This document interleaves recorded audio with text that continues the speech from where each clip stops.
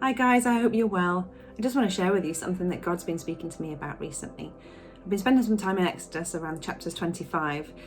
It talks about the tabernacle and how God instructs Moses how the tabernacle should be constructed, and all the pieces within it, the bread of the presence and the lampstand and the holy place and the holy of holies and the curtains, the robes that the priest should wear, and it goes into such incredible detail about how this thing is to be constructed. And I was thinking to myself about where the Israelites were at this particular point in time. So they had left Egypt. They'd left it in such a hurry that they didn't even have time to leave their bread to rise. And they literally just grabbed what they had and took it with them. And so they're in this wilderness, and God is asking them to build this most incredible thing and put all together all these pieces to go within it, which as you may know in scripture is a reflection of how certain things are to be within heaven and how we approach God. And there's all sorts of stuff in there, the symbolism that relates to, but there's such incredible detail about how it's meant to be done, but yet they are in a place where they literally have the clothes on their back and what they were able to grab before they left Egypt. They don't have a screw fix that they can go to. They don't have splinters where they can nip down and pick up the bits and pieces that they need to get. They don't have shops that they can go to buy the fabric that they need.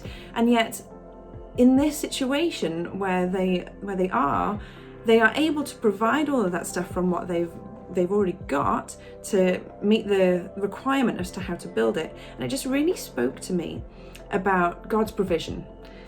It doesn't matter where you find yourself, that you might be in this wilderness place. You might have almost nothing that you feel that you can give, but still within what you've got something of incredible value and of incredible worth that if you give it to God, it can be shaped and constructed into something that has divine purpose.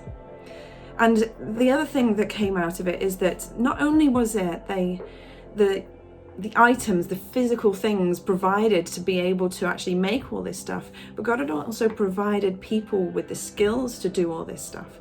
Now the Egyptians, when they were slaves to the Egyptians, they were primarily, building things for them. They weren't learning how to sew fabric and things like that, and they probably would have done those things just through their everyday lives, but they've got people that are called out in the scriptures as these particular people have specific gifts and the abilities to construct these things to the standard that God requires for this thing to be achieved.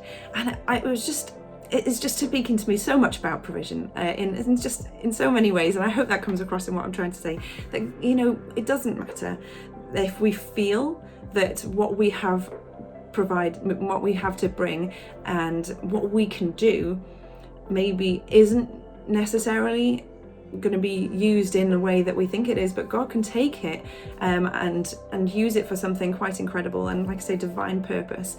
So I just wanted to share that with you. I hope that encourages you in some way.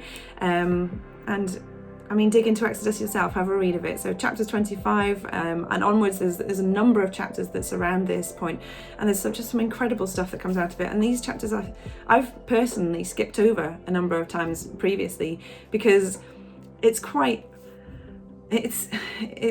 difficult to get into when you don't necessarily think that God's doing something in this space, but actually He really is. And I just wanted to encourage you to read that.